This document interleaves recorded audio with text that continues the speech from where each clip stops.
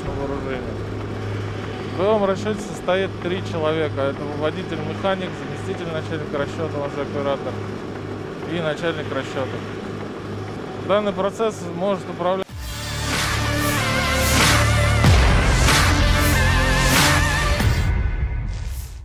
Kementerian Pertahanan Rusia merilis rekaman saat operasi sistem rudal pertahanan udara Pantsir S-1 berbicara tentang pekerjaan krunya di zona NWO. Rekamannya diunggah di akun Telegram @MOD-Rasia pada Selasa 17 Januari 2023. Selama operasi militer khusus, awak sistem rudal dan senjata self-propelled Pantsir S-1 terus melindungi unit-unit angkatan bersenjata RF.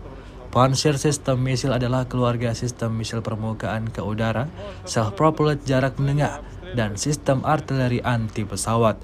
Dimulai dengan Pantsir S-1, NATO melaporkan nama SA-22 Greyhound sebagai versi pertama.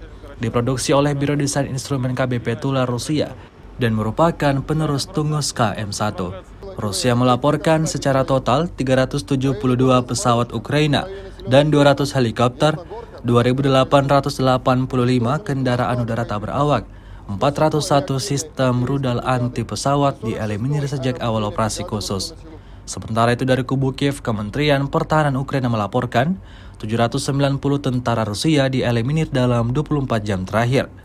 Total 116.080 prajurit Federasi Rusia meninggal sejak awal konflik hingga hari ke-328.